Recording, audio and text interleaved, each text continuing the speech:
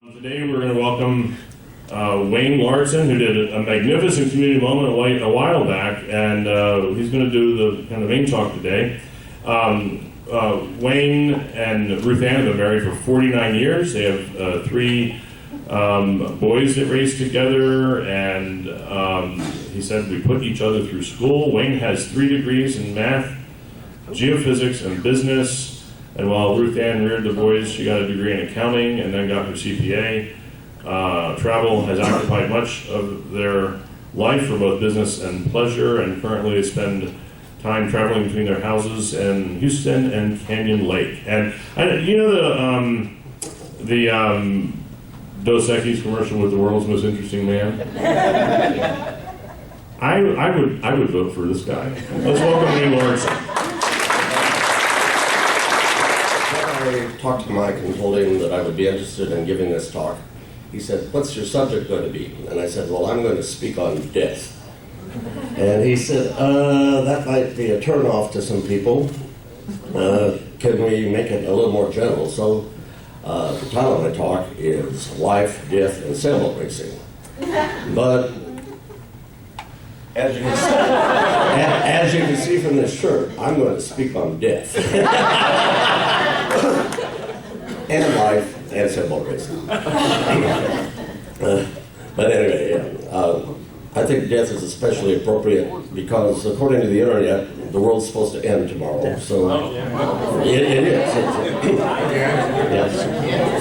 Again. Anyway, I would like to go back to the 9th grade when I was in an English class. We were studying poetry. We were studying, among other things, the poetry of William Cullen Bryant. He wrote this long and dreadful poem called Thanatopsis, which means view of death or study of death. And it's pretty dreary, except then it picks up for the last stanza, and we were encouraged to memorize that. And I killed several brain cells in the 9th grade memorizing that, and unfortunately I still have it. But anyway, it goes, "So live that when thy summons comes to join the innumerable caravan, which moves to that mysterious realm where each shall take his chamber in the silent halls of death, thou wilt not, like the quarry slave at night, scourged to his dungeon, but sustained and soothed by an unfaltering trust, approach thy grave like one who wraps the drapery of his couch about him and lies down to pleasant dreams." Well, that was kind of interesting, especially since it was written by a 17-year-old. But I hate almost everything about that poem. Number one, it's very preachy. And number two, we had to memorize it. And it has 2 things I especially don't like. He talks about sustained and soothed by an unfaltering trust. Well, it has religious undertones big time, and I think that trust is his word for faith. You know, you have faith in the hereafter, and so you lie down for your pleasant dreams. It's also a real creepy image of take your chamber in the silent halls of death. You know, we're made of star stuff. You know, we're supposed to have a better place than a little niche like that. But anyway, the main thing I hate about it is, and you might find this odd, is he suggests that in it that we not fear death. Well, I think we should fear death. Mark Twain said, "I don't fear death." Actually, he said, "I have no fear of death. I've been dead for billions, had been dead for billions and billions of years, and never suffered, before I was born, and never suffered the slightest inconvenience." Well, that's certainly true, and I can accept that, but I think he was talking about being dead, not dying. A little later on, I will get into why I think we should fear death. So the question is, what is death? Well, according to the popular Christian mythology, it's when the soul, the immortal soul, leaves our body and goes to be judged to find out whether it's going to end up in heaven or in hell. I'm not even going to discuss hell. I think that's such an abomination that only a sick mind could think it up. But I have a lot of problem with the heaven part too. And the main problem I have is going there for an eternal life. Well, people who think eternal life sounds good. Number one, probably aren't mathematicians, and number two, they probably haven't spent much time thinking about infinities. Well, I am, and I have, and it's pretty scary. What would we do with an eternity of life after death? Well, I think I could spend a lot of time listening to Ermelinda's music. That's beautiful. I would be good for maybe 300 years of studying more physics. I would like to know a lot more about particle physics. But after that, it kind of pales. Now, if you remember one of my community moments, I took a 10-foot long piece of adding machine paper that represented the 4.5 billion years that we've been on the planet. Well, we haven't been on the planet, but the planet's been here. And I marked on that thing where the first single cells showed up, etc., bam, bam, bam. And about the last foot was where the multi-celled organisms appeared. And about the last 2 inches was where the dinosaurs were. And I ended the thing with one of Ruth Ann's hairs that was taped to the end, and that represented, if you took 1/30th of the thickness of that hair, it represented the 6,000 years of the Bible. So that's a long time. Well, let's do the same thing with eternity, okay? If we put eternity on this 10-foot piece of paper, then our time here has been pretty insignificant. If we say, well, let's take the whole 4.5 billion years that the Earth has been here, that would not be 1/30th of a human hair. That would be exactly 0. If we say, okay, well, we got lots of time. We can study things. We can keep our mind active. Let's say we decide to devote 1 billion years to studying every single atom in the Earth. Well, when you look at the scale of infinity, that's 0 time to spend doing that. I don't see any way that I could stay sane through that. I get bored very easily, and that's why one of the subtitles of this talk is, if life is boring, risk it. Well, if you're up there in heaven, you can't risk much, and other than maybe pissing off God, I don't know. But I think that would drive anyone insane, and it might be a partial, well, I will get into that. It might be a partial reason why some of the people who believe in an immortal being who created the earth, maybe that's why, quote, the God of the Old Testament was so wacko crazy, because he kind of like, well, I don't know. So then the question comes, well, okay, so what is death? Oh, there's one other thing, by the way, I forgot. Another part of the souls is, if death is when the soul leaves the body, what happens to all the animals? Do they have souls? Do they all go to heaven? Some people would like to say yes, and if I were a heaven believer, I would say yes. But that's not the general belief. It's sort of thought that animals and even plants have souls, but when they die, their souls aren't immortal. Only human beings have immortal souls. Well, that's kind of begging the question of how we get here. But anyway, so what is death? Well, the dictionary definition says that death is the cessation of all biological processes at the end of an organism's life. Well, that's fine. I like that definition. But it brings me right up to the part where I said we should be afraid of death. Well, not because it's something we can avoid. We're all going to have it. But I think we should be afraid of death because if you're a business major, we should be afraid because of the opportunity costs. We're here to, there's not a purpose for our being here, but we're here with the opportunity to explore the planet that we have, see the beautiful nature, meet friends, etc. Excuse me one moment. But remember that this planet was not created for us. We were created for this planet. We were developed and adapted to it with 3.5 billion years of evolution. So it's no wonder that we find a sunrise beautiful, that we find sailing on the ocean something gorgeous. Things just ring a bell with us. I personally love glaciers. I don't think you can take a day's hike on a glacier in your crampons without getting a changed view of how beautiful the earth is. So I think what we are here for, not by design, but while we're here, we should take advantage of the opportunity. So as a result, if we want to look at death, we really need to look at what we're giving up, namely life. And I would like to address snapshots of my life of little things that I've done to try and explore the world. And in doing that, I'm going to tell you some stories that I have never told to anyone. Some of these things will be highly personal. But I don't have a big problem with that because I trust this group. I trust this group a lot. I don't sense a hidden agenda.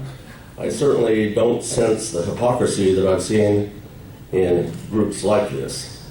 And so, if you'll accept me as a friend, we'll just talk about some of the things that I've experienced. As I've gotten older, I've seen death. I've seen my parents die. I've seen my father and my uncle die of prostate cancer, very painful, dragged-out deaths. I've seen my mother die a very peaceful, calm death. None of it has been pleasant. It happens to all of us. But if you go to the funerals, I've been to maybe 6 funerals in my life. I hate funerals. You see people conflicted. Number one, they're listening to the eulogies, and they like hearing about the person.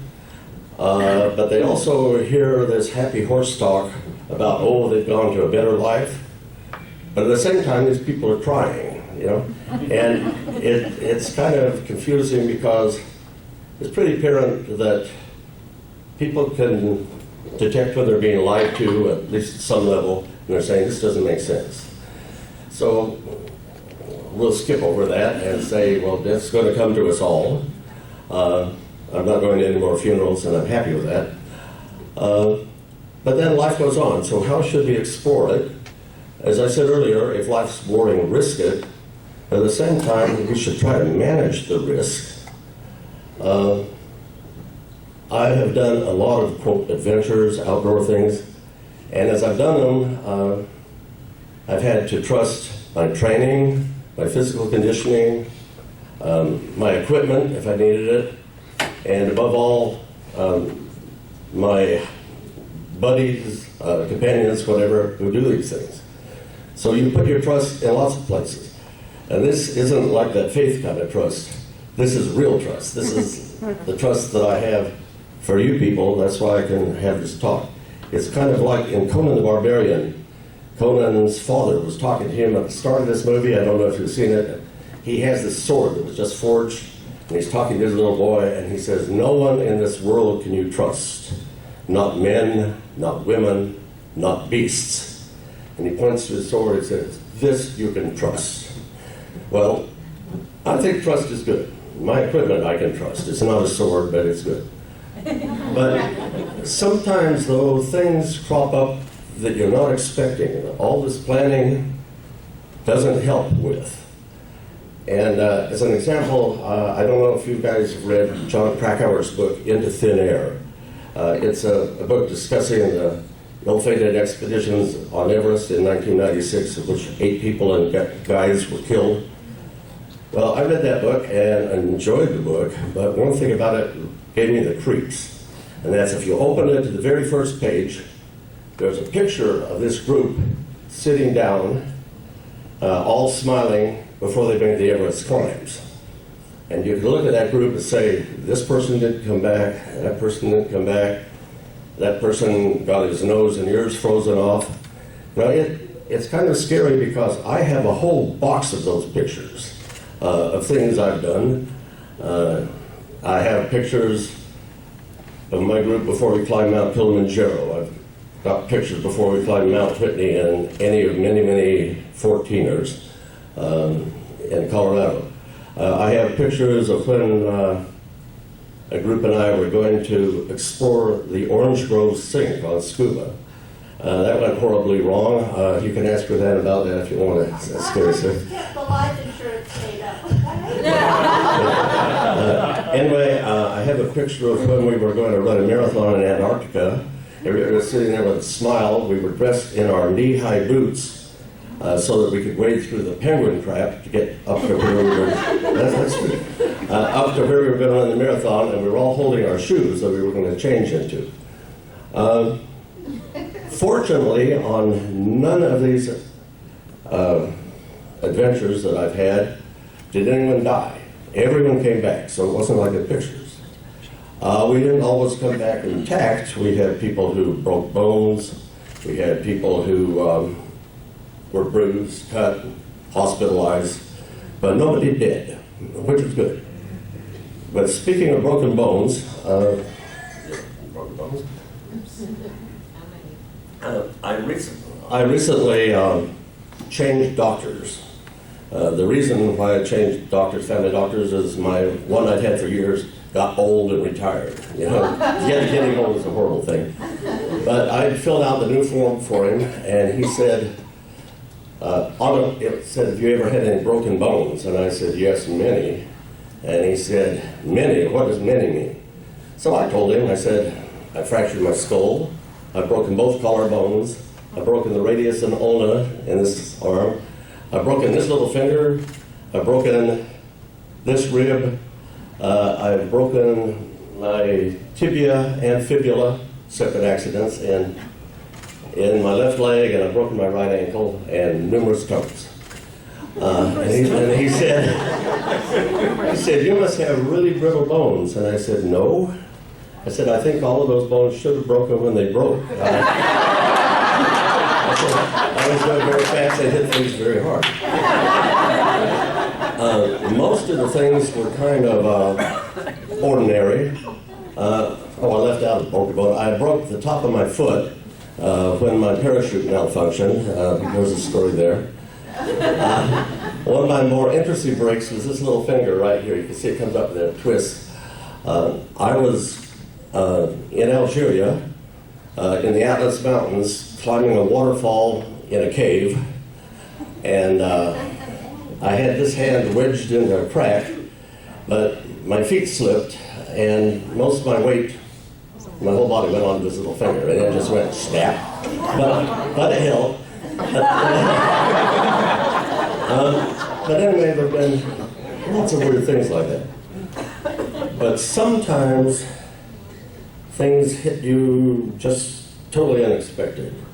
So I'm going to go in my snapshot to the year 1993. It started with my running the Houston Tenneco, that's a long time ago, marathon. And I ran it as a training run. I didn't run it very hard. I ran at 3:30 or so. The reason I didn't run it hard was the week after that, I had planned to run the Rocky Raccoon 100-mile race. It was held at Huntsville State Park. It was 5 20-mile loops. And I had planned on running this race in 20 hours. 4 hours per loop. And everything was going fine until about 14 hours into the run, and I was about 70 miles. I stepped in a hole and went down and really whacked my leg, whacked it pretty hard. Well, I got up and it hurt. So instead of running, I started walking, and I walked for a mile or so, and then found out that I could do kind of a hop, shuffle. And Ruth Ann and my youngest son, Scott, who would come back from school, would meet me every 4 hours as I could come through and say hi. My oldest son was going to run the last 20 miles with me because it was allowed to have a pacer. But anyway, on my last loop, next last loop, I was an hour late because I was doing hop, skip, which surprises them because usually I'm right on time. And then it took me an additional 2 hours on the next loop. So I ran the thing in 23 hours, not 20. But we finished the race and drove back to the motel we were staying in, and Ruthann and I and Scott were staying in this motel. Well, it had been below freezing, and I'd been wearing sweatpants. I took the sweatpants off and realized something was wrong because around the top of my ankle there was a huge blood blister, went all the way around it. And I had obviously been bleeding inside my leg. But anyway, I got undressed and went in and hopped in the shower. If you ever think you need a shower after running for 23 hours, you probably do. But anyway, I was in the shower and the feeling started to come back in my leg. And it came back with a vengeance. And I either blacked out or slipped, I don't know what, but I fell. And the next thing I knew, Scott had gone and got me and thrown me over his shoulder, was carrying me out, and he put me in the bed. Now, it wasn't like, you know, when Moses was found drunk and naked and he cursed everybody. I didn't want to curse Scott. I was happy with it, very happy with it. Well, anyway, the next day I found out, I went and got x-rays, and you could see the crack on the x-rays. I've got a green stick fracture in my tibia. You know, it was broken, so I've done essentially 30 miles on a broken leg. Endorphins are a wonderful thing. You know, they can shut that down for quite some time. But anyway, I got a cast, was in it 6 weeks, and then got out and trained. That same year in May, we were doing a Grand Canyon crossing. My oldest son and I had been training and training. We'd spend 2 hours twice a week in the Rice Stadium, going up and down, up and down, up and down, sometimes carrying packs, sometimes Scott. But my son Scott, who was at the University of Texas in Austin, trained not at all, but it turned out we got an open slot. One of the people couldn't go, so we invited him, and he went to do the thing without training. Well, David and I ran from the south rim to the north rim, and Ruthann and Scott drove around to fetch us. The run took David and me about 5.5 hours to get over there, and we beat them by 2 hours, but the problem was there was snow on the north rim, so we had to do 2 more miles down to the lodge. But anyway, they joined us, and then we all went back over the next day hiking back. Scott was with us, and with no training, he went right through it as though it wasn't even there. Of course, he was a rugby player for Texas, etc. He was trained. But anyway, then came the thing I was really not expecting. It was in July, and I had gone up to Huntsville to do an 8-hour run or so, just training. And when I came back, there were things that were odd. My 2 oldest sons' cars were parked in front of the house. And Ruthann met me in the driveway, and she told me, Scott is not coming home. He's been killed in a car wreck. Well, it's hard to describe the feeling that you get when something like that hits you. I started to scream. I just screamed and screamed, worse than it happens in the movies. Ultimately, I calmed down, went inside, and found my other 2 sons who were there, number 1, to comfort their mother, but number 2, they were there waiting for me because they knew that when I got there, I would make everything okay because I'd always made everything okay. Well, I couldn't make that okay. That was just gone. And I literally could not believe it when the sun came up the next morning. I seriously thought it was the end of the world. But things went on. I've been raised a Mormon, and the Mormons have a lay clergy. But I got a visit that I wasn't expecting from our local bishop and his 2 counselors. They came in and talked and shared that he was in a better place, and I, of course, pointed out that, hello, maybe not. Anyway, they decided to go away, and they said, could we have a word of prayer? And I said, no. I said, if there is a God, I'm very angry with him at the moment, and I'm certainly not going to have any prayer going on in my house. Well, the 2 counselors got kind of upset, but the bishop was more worldly, and he knew me pretty well. We had actually taken scouts out on adventure hikes, and he said, okay, fine. And as long as I knew him, he was still fine with that, and we never had prayer in the house. But anyway, slowly, things, I can't say they got better. In fact, a couple of years later, I unfortunately had a friend who had a son killed, and he asked me how I got over it. And I told him, there's no getting over it. It gets different, but these people end up missing. One of the things that hit me was when I found he had been killed, as long as I've been atheistic, I could see why people could hope for this happy crap. I would, at that one moment, have done anything to see Scott again.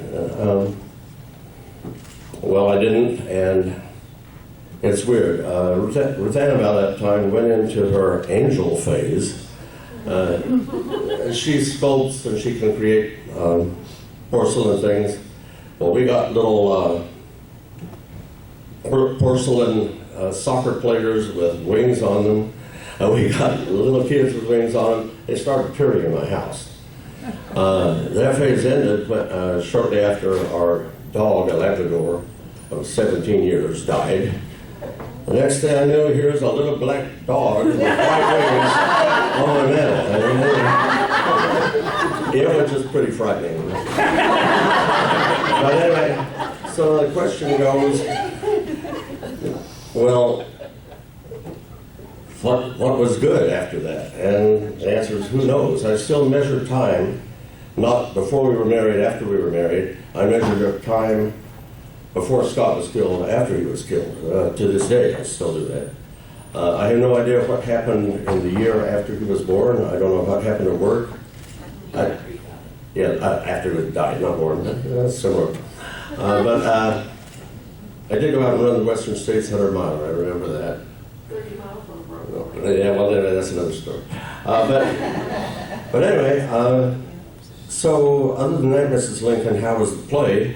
What happened in my life? Well, my life has been very, very good. If I were a religious person, I would say it's been blessed. Probably the greatest blessing that I encountered in that was meeting Ruthann. She's my best friend in the whole world and the love of my life. We got married when we were still teenagers. Part of it was due to raging hormones, but most of it was due to the fact that we just didn't know any better. But anyway, we didn't have any money, but we had a little car that was pretty reliable. And as Mike said in the introduction, she put me through school, and I put her through school, etc. And we've had a great life together. In our little car, we drove to all 50 states because there are things out there to experience and to enjoy. We use several cars. I personally have been on 6 of the continents, everything except wherever it is, Australia, and Ruthann's been everywhere but it's Australia and Antarctica, and we're going to fix those things next year. But anyway, life has been great. I realize that the time got away, and so you're not going to hear about sailboat racing. Sailboat racing is cool and it's wet. But anyway, back to poetry. I told you I hated Thanatopsis, but there is a poem that sums up the way I feel about death and how we should treat it, and it's by Dylan Thomas, and it starts, "Do not go gentle into that good diet. Old age should burn and rave against the end of day. Rage against the dying of the night." Thank you.